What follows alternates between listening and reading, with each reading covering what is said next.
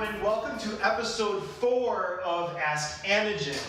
On today's episode, we had a ton of skincare questions come in, so we brought Kinley back on the show. Yay! And I took a question on haircutting that I'm not exactly sure I'm going to answer yet, so I'm going to basically start with Kinley, and then I'll figure it out once I know what to say about this question. Nikki. Firstly, though, we took a question from Lindsay, and her question was, what product should I be using on my skin? I just use a cleanser. Thank you. Lindsay, thank you, and I'm going to hand this over to Kinley and let her tell you why. Yes, Lindsay, thank you for the question. It's a great question. I get asked it all the time, so I would love to help you out. A good way to start with skincare is a cleanser, toner, and moisturizer.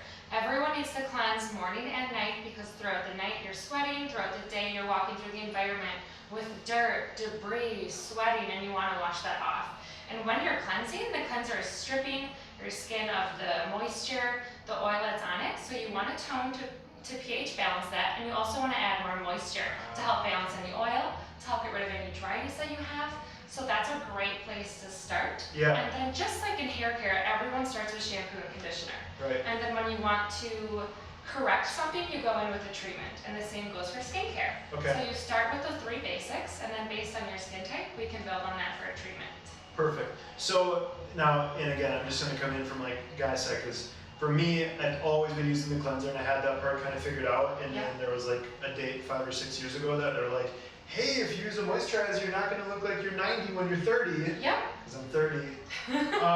But at that stage of it, I was only doing the cleansing and then the moisturizing. So for on the guy side of it, I mean, is it basically just the same thing? As in using the toner as well. A toner is going to help balance it, so if you are oily, it'll keep the oil at bay. It'll also help exfoliate to keep those pores closed. Okay, cool. So then is there any skin type that you would not use a toner on? I recommend a toner for everyone. It's just how often you use it. Got it. If you're really dry, I recommend only toning once or twice a week at most. And if you're really oily, no more than 3 times a week. Right. So Lindsay, that's why I said thank you, because I didn't even know the answer to that question myself. So thank you for that. I'm going to jump into Nikki's question, because now I think I know what I want to say to you, Nikki. Nikki's question was, I want an asymmetrical bob, but I'm not sure it will work for me. So, Nikki, thanks to social media and me being able to look at what you look like, I can actually answer this question. First up, Nikki, taking into consideration your face shape, let me just talk to you about an asymmetrical bob for a quick minute. The haircut itself, I love for many reasons. I think that it is a strong shape, but I still think it's a shape that's a little bit more flirty. It says to me, it's on a person that doesn't have to have things always be exact. Like, Nikki, if you're one of those people that you freak out in every picture that you take because something's off, don't get an asymmetrical bob, because that's going to be a nightmare for you. However, if you're that person that's constantly like, oh, you know, I kind of like it when this is pulled this way because it looks different. Like, this is a great shape for you. Going into it a little bit farther, I love right now asymmetry because we're seeing so much of it in different elements of the hair. I mean, you look into long hair right now, we're seeing things that are going on asymmetrical in that sense. And I think that the bob is something that, depending on the length that you go to, but you know, you can go in an asymmetric version of a bob and a lob and still have the ability to be doing some up style work with your hair at a length that you could still be going back. Because again, if it's going to be inverted, if it's going to be asymmetrical, on your short side, you could just do something really simple like, you know, pin it, and then you still have enough length on your long side to take it back. So, I mean, it's really a super versatile haircut. And it's also one that I would just want to make sure that you're going to be ready for maintenance, and it's going to be in about an 8-week or so area. Good bobs, in my opinion, are cut from the inside of the shape, and they're not done in short layers that sit on the outside of the haircut. And that might get a little bit confusing, but basically, by us putting texture in, that texture is going to grow out. And when your bob grows out, if it's cut from the inside, it's just going to seem like it just gets to a point where you're like, okay, it's not doing something. And all that means is we have to take more bulk out so the shape can move again. So that would be my quick thing. So yes, I think per your face shape, it's going to work with you, being that you have a really good structure on your jaw. I will also say, be ready for the maintenance piece of it and just have fun with it. So Nikki, I hope that answers that, and I like to say from a place that is humble that I really enjoy bobs, so I would like to cut a bob on you, so call me.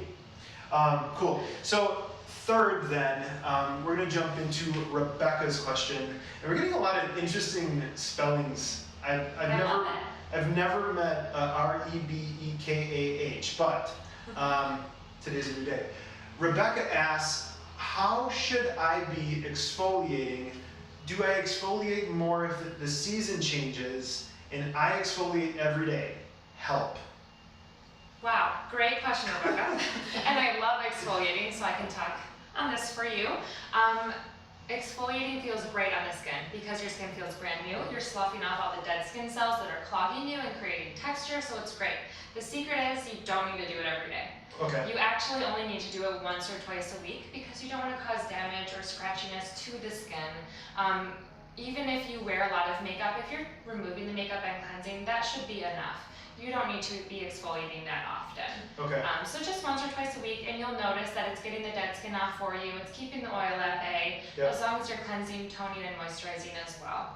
So for her then, I mean, because if she's doing it every day, what are some like telltale signs that you're exfoliating too much? Like what would you If you see? see different texture on your cheeks, because your cheeks especially don't need to be exfoliated as often.